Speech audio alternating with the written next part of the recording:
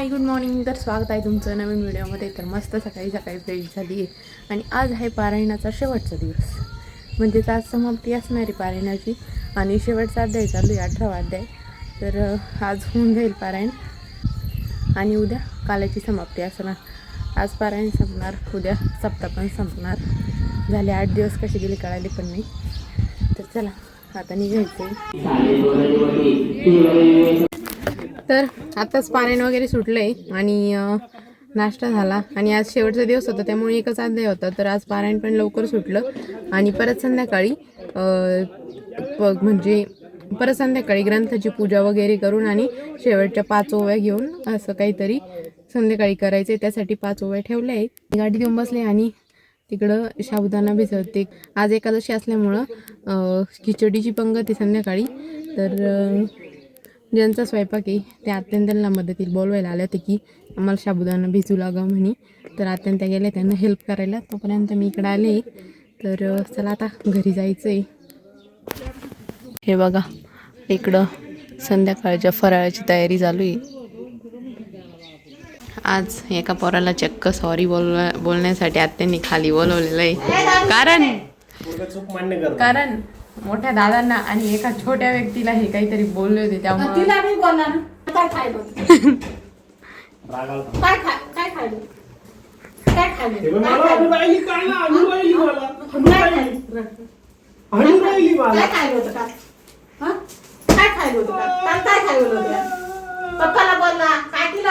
तू आता दादू तू पाहिलं ना. हा ना अजून हा ना बोलला पप्पाला बोलला हनू का हनू हनू काकाला हनू हाणायचं दादू. हा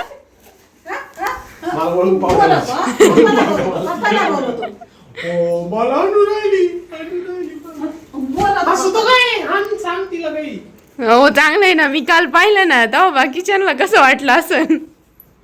काय रे दादू मी येतो आजी ताबा.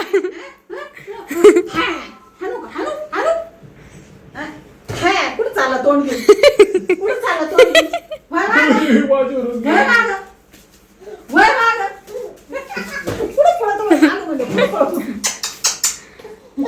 अरे रे रे काकाचं चिवचिव वाडा कर. चिवचिव वाडा. अरे रे रे रे रे चिवचिव वाडा रे.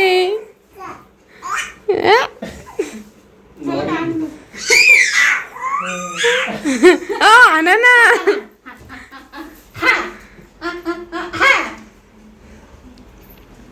दीदी बनवत आहे दादांसाठी मँगो लस्सी. आता त्यांचं रोजचं रुटीन झालंय. काल बनवली दादांना ती जास्त आवडली. आता रोज बनवावी लागते. हे बघा दीदी काय काय टाकताय तुम्ही त्याच्यात. मी त्याच्यामध्ये टाकत आहे मँगोज, थोडेसे आईस क्यूब्स आणि दही आणि वेलची पावडर थोडीशी आणि शुगर, बस एवढंच. आणि केसर. ओके. थोडंसं केसर पण टाकते. तुम्हाला करायची असेल तर तुम्ही घरी करून बघा. काल मी पिलो तर मस्त लागली. चला बाबा सगळं आवरलंय. आत्ताच आवरलं म्हणजे आवरायला आज काही नव्हतं. सगळ्यांना उपवास होता. दीदीने त्यांचं फराळाचं झालं होतं. आम्ही आलो तर आणि बाकीचं कानाची आंघोळ वगैरे सगळं आवरलं. आता निवांत आराम करायचा. डोक्यावर घेतलं होतं आता ते निघून गेलं. मी काय करू. 41 डिग्री 41 डिग्री तापमान. नवरदेव बहिरा. तुम्हाला नाही कळला जोक. काय इंदोरीकर नाही म्हणत का 41 डिग्री तापमानात फटक नाही फट फट फट फट आणि नवरदेव बहिरा. कीर्तनच ऐकलं आहे तुम्ही म्हणजे म्हणजे काही बऱ्याच जणांना कळलं असं. ज्यांनी कोणी इंदोरीकर महाराजांचं कीर्तन बघितलेलं असेल त्यांना कळलं असं. नसं कळलं तर मी एक्सप्लेनेशन दिलं. तुम्हाला सांगून जावं काय झालं माहिती का. ते नाही का त्या दिवशी तुम्ही म्हणत होते का मी जास्त समजदार. तर सगळ्या कमेंट अशा आल्या की सुनील पेक्षा तुझी बायको जास्त समजदार आहे. मी तर म्हणली बी नव्हते, मी असं म्हणले होते की जे ते स्वतःला बरोबर समजतं. पण गाईज तुम्हालाच खरं वाटलं, जाऊ द्या. मला कमेंट पाहू दे. थँक्यू सो मच यार, एवढा सपोर्ट केला तुम्ही मला. मला माहित होतं, मला तुमच्यावर इतकं कॉन्फिडन्स होता ना की मला माहित होतं मलाच त्या कमेंट येतील की तू समजदार आहे, म्हणून मी तुम्हाला म्हटले की कमेंट करा. इकडे पाहिजे लोक करणार नाही, खरे लोक आहे.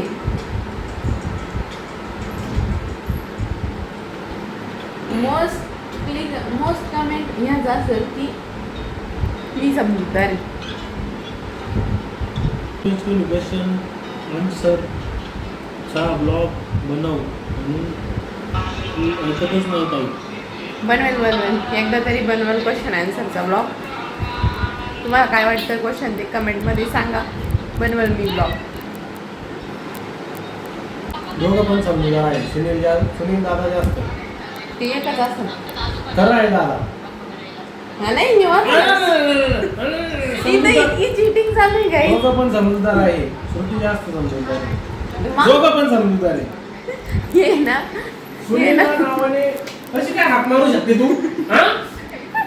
तोंडानी सुनीलला नावाने कशी काय हाक मारू शकते तू? आहो, जुन्या काळातल्या बाया पप्याचा वापर, चिम्याचा वापर, कानाचा वापर करीत होत्या. अजून पप्प्या तू नाही, डायरेक्ट सुनील म्हणून राहील. अजून पप्प्या नाही, चिम्या नाही, कोणीच नाही. काय म्हणू, कानाचे काका म्हणत राहते कधी कधी, तेव्हा तुम्हाला तसंच ऐकू म्हणत आहे कानाचे काका. पण कधी कधी म्हणावं लागत. कोणी केली कमेंट? प्रवीण प्रवीण शिंदे भाऊ, तुमच्यासारखंच आजपासून नीट राहायचं. सुनील नाही म्हणायचं, कानाचे काका म्हणायचं. ते काय बोलले मी, कानाचे काका. ते प्रवीण भाऊ पाहिलं नसेल.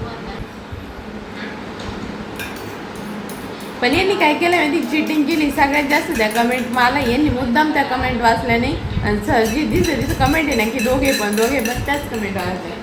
दोघे पण मध्ये बी श्रुती आहेत आणि सुनीलचे बी सेपरेट आहेत ना. सुनीलची एकच कमेंट आहे सेपरेट. अच्छा, थांब. आपण मोजू आता तरी. चला ही पहिली तर बाद ती आहे. जाऊ दे. ही दोन्ही वाली बाद आहे. नाही ते दोन्ही बात कसं काय तुम्ही कसं असं म्हणू शकते. दोघं समजूतदार आहे. श्रुती थोडी जास्त आहे. दोघं पण समजूतदार आहे. सुनील एक झालं हे इवन. काय मला पाहू द्या इथं, इवन झालं. इथं काय मला पाहू द्या. रिप्लाय काय, श्रुतीचा विषय हार्ड आहे, फुल्ली ॲक्टिव्ह आणि एनर्जी ऑलवेज हाय. म्हणजे मी बी समजूतदार आहे असं म्हणायचं. दोन झाल्या, दोघं पण समजूतदार आहे. त्याच्यात तुमची आहे का, खरं आहे दादा तुमच्या दोन आहे, त्याच्यात इथं मी 3 आहे. श्रुती समजूतदार आहे, 4 झाले बरं का मी. तुम्ही इथं दोघं पण समजूतदार, तुम्ही 3 मी 5. श्रुती जास्त समजूतदार आहे 6. श्रुती जास्त समजूतदार आहे कारण ती ॲडजस्ट करते 7. दोघं पण, मी 8 तुम्ही 6 नाही 5. आणि सुनीलला नावाने ते जाऊ दे, ती वादी ताई. तुम्ही दोघे सुद्धा ती किती 5 आणि 9 डिफरन्स बघू शकता गाईस तुम्ही, 5 आणि 9. याच्या खाली रिप्लाय कोणाचा आहे तुम्हाला पाहू द्या एक मिनटं. स्वतःच 8 हां माझंच. तर 9 आणि 5 असा काहीतरी डिफरन्स आलेला आहे. याबद्दल आपलं काय मत आहे? माघार. तुम्ही जिंकले. आमची म्हैस मोठी. चला करा पण. आता असंच म्हणणार बड्या वाता.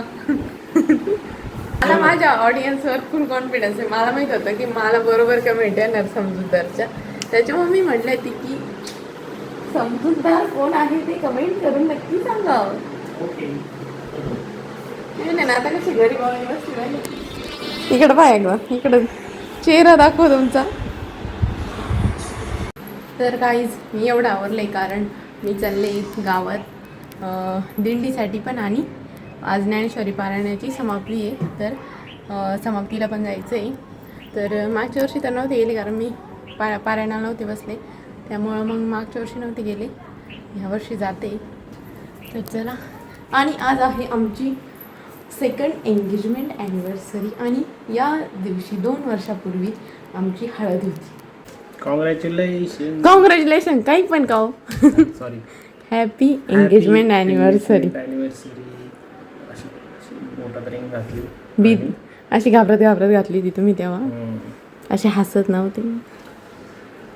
तेव्हा नवीनच होतं ना, का पहिलीच एंगेजमेंट होती ना माझी. मग माहित काय 4 होते का? तुला कसं पोरगी आहे ना, तुला पाहायला असेल त्या गोष्टी. पोरगी नाही, मी एकच डोक्यात ठेवलेलं होतं, फोटोग्राफर आहे, त्याला पैसे दिलेले आणि त्याचा पुरेपूर फायदा करायचा. त्यामुळे मी एकदम हसून होते. पूर्ण व्हिडिओ पहा, लग्नाची फोटो पहा, कोणत्याच फोटोत मी असं तोंड करेन नाही किंवा आकडे तिकडे आणि नाही. तू कोणता पण प्रत्येक फोटोत मी हसलेली आहे. आणि photo या पाह. माणसाला मी प्रत्येक वेळेस सांगितलंय की असं सांगायचं मी लग्न त्यांना, हो हसा ना, हो हसा ना. कोणताही फोटो बघ, प्रत्येक फोटो चपला मारेल तोंड. असं वाटत होतं यांना माहिती होत लग्न करायचंय का नाही. अशी रिॲक्शन होती त्यांची. फोटोवाला आला की जसं पोटात कसं दुखत आहे करायचं तसं आहे आमच्या दुखायचं. तो हात जरी म्हणला तरी आहे त्याच्यावर. Happy engagement anniversary. कसं वाटलं? लोक दर महिन्याच्या गोष्टी सेलिब्रेट करते, वर्षातून एकदा सुद्धा देण्यात राहते. 2 वर्ष 2 वर्ष झाले नाही का? कसं काय करू शकते मला जरा असं. मागच्या वेळेस तुम्ही मला सरप्राईज दिलं होतं. हे ना आमची पहिली अॅनिव्हर्सरी होती मागच्या वर्षी, तर हे गेले होते ऑफिसला, त्यांना त्या वर्क फ्रॉम ऑफिस होतं, त्यामुळे ते तिकडं गेलेले होते 15 दिवस. आणि हे मला काय बोलले की मला सुट्टी नाही आहे, मी नाही येऊ शकत, मी डायरेक्ट 1 तारखेला येईन आणि आमची अॅनिव्हर्सरी 28ला राहते. म्हटलं यार आता तर येणार नाही मी, लई म्हणजे अशी थोडी मग मूड ऑफ होता हे जेव्हा नाही म्हणले. पण ना हे मला काय म्हणे की माझी तिकीट पण कॅन्सल केले त्यांनी, हे ते मी तिकीट काढले ते. मला थोडं खोटं वाटत होतं, मग घरात सगळ्यांना माहीत होतं, दादांचा ब्लॉग पाहिला असं बऱ्याच जणांनी. मग हे गपचूप आले त्या दिवशी, दादांना माहीत होतं, घरात सगळ्यांना माहीत होतं, फक्त मला माहीत नव्हतं. आणि मी झोपलेले होते, पण मी असं दादा थोडंसं बोलणं ऐकलं का आणायला जायचं आहे कोणाला. मला थोडी शंका आली की यांनाच आणायला जायचं आहे. मी उठले, पण मला माहीत नव्हतं हेच येणार आहे. ते आले, मला म्हणजे माझी रिॲक्शनच आली नाही की मी काय करू, म्हणजे मला कळच नाही की हसू का काय करू. मला आनंद झाला तुम्ही आल्याचं, पण मला सेलिब्रेट कसं करू तेच नाही कळलं. थोडी शॉक झाली मी अचानक तुम्ही आले म्हणून. त्यालाच हां, पण ते तुम्हाला असं वाटलं की सरप्राईजच नाही झाली. तरी तुला वाटतं मी तोंड सोडून बसेल राहतो, एफर्ट्स नाही घेत काही नाही. मी असं म्हणले का तुम्हाला? लग्नाच्या वेळेस म्हणले, हसत नव्हते असं म्हणते. डेंजर बाई हो बाई. चला जाते मी, यायचं दिंडीला तुम्हाला. नो दिंडी. बरं. तुम्ही घ्या ना पुढं.